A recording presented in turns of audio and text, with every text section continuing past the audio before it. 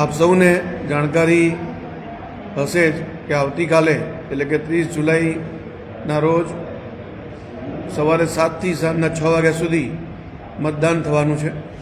હું સૌ નાગરિકોને આપના માધ્યમથી અપીલ કરું છું, મતદાન કરવું એ આપણી લોકશાહીની ફરજ છે અને એમાં પણ દેશ હિતને માટે જે કામ કરનારી પાર્ટી છે ભારતીય જનતા પાર્ટી, એના હિતમાં મતદાન થાય. ભારતીય જનતા પાર્ટીના ઉમેદવાર સત્યેન્દ્ર પટેલ, સતીશ પટેલ, જેમનો ક્રમ નંબર 2 છે, એમને મત આપી અપાવી અને ભવ્ય જીત અપાવશો એવી સૌ પાસે અમારો આશાવાદ પણ છે. અને માંજલપુર વિધાનસભાનો જે પ્રકારનો અત્યારનો સુધીનો ઇતિહાસ રહ્યો છે, ભારતીય જનતા પાર્ટી હંમેશા સારી માર્જિનથી આ સીટ જે છે એ જીતતા આવ્યા છે. તો આ આવતીકાલે જે મતદાન થવાનું છે, સૌ નગરજનો ઉત્સાહભેર લોકશાહીના આ પર્વમાં આપણે સૌ સાથે મળીને આ ઉત્સવને ઉજવીએ એ જ આશા છે.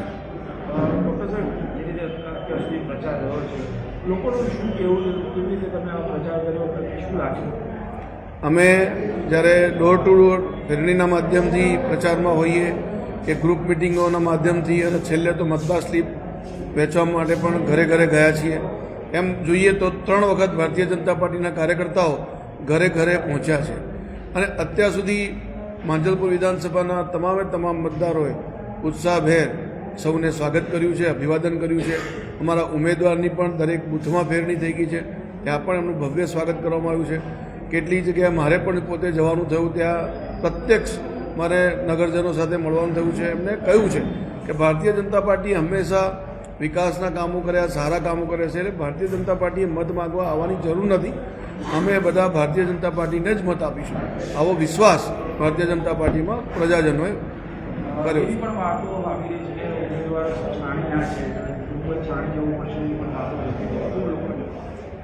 એ એક પ્રકારનું નેરેટિવ સેટ કરવામાં આવે છે. ભારતીય જનતા પાર્ટીના ઉમેદવાર સતીશભાઈ પટેલ ખૂબ જૂના કાર્યકર્તા, ભારતીય જનતા પાર્ટી સંગઠનનું કામ કરેલું છે. એમને સ્ટેન્ડિંગ કમિટીના ચેરમેન તરીકે, સરપંચ તરીકે વહીવટનો પણ અનુભવ છે. સહકારી ક્ષેત્રના પણ આગેવાન છે અને એક સેવાભાવી માણસ તરીકે પણ છાણીમાં કામ કરતા રહ્યા છે. અને ભારતીય જનતા પાર્ટીનું તો કાર્યકર્તા જ એ ધારાસભ્ય હોય છે. જે પણ કોઈ કાર્યકર્તાને મળીને સૂચન કરે એનું કામ અચૂક થાય એવો ભારતીય જનતા પાર્ટીના કાર્યકર્તાઓનો વિશ્વાસ હોય છે ને થતું પણ હોય છે. અને એના કારણે જ ભારતીય જનતા પાર્ટી સતત જીતતી આવે છે. અને હું દરેક નગરજનોને વિશ્વાસ અપાવું છું કે ધારાસભ્યશ્રી બન્યા પછી સતીશભાઈ પટેલ પહેલાં જ અહીંયા માંજલપુરના વિસ્તારની અંદર એમનું કાર્યાલય ખોલશે અને કાર્યાલયથી એ જનસેવાના કાર્યાલયથી દરેક લોકોના પ્રશ્નો સાંભળવામાં આવશે અને વિકાસના કામો ત્યાંથી જ કરવામાં આવશે. તમારે ક્યાંય જવાની જરૂર નથી. તમે માંજલપુર વિધાનસભામાં રહીને તમારા કામો કરાવી શકશો. એ અમારા કાર્યકર્તાના માધ્યમથી હોય, ધારાસભ્યશ્રીની કાર્યાલયથી હોય, તો આપ જરૂર એનામાં નિશ્ચિંત રહેશો.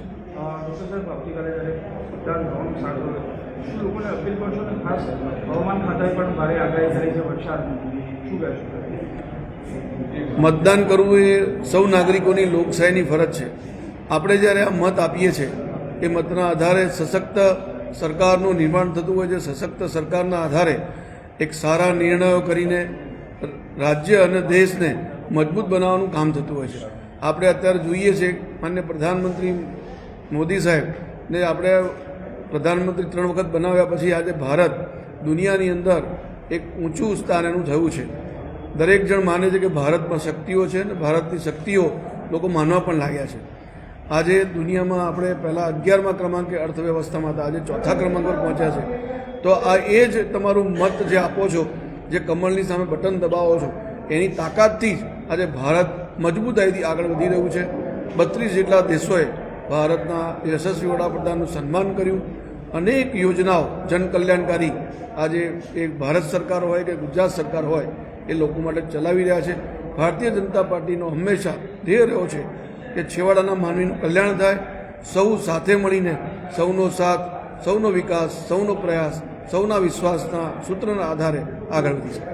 સાહેબ, કાલે જાહેર રજા નથી અને તમામ વસ્તુઓ ચાલુ છે અને આમ જનતાને શું કહેશો, કેવી રીતે મતદાન આપવા માટે બહાર નીકળશે જે જંગી મતદાન થાય?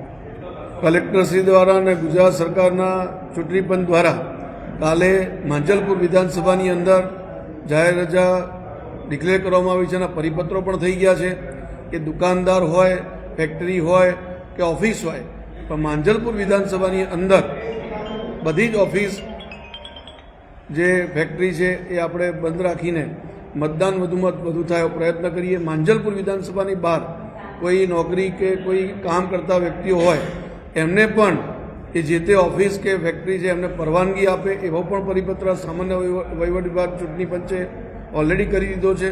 એની પ્રતો પણ બધી જગ્યાએ પહોંચાડી છે.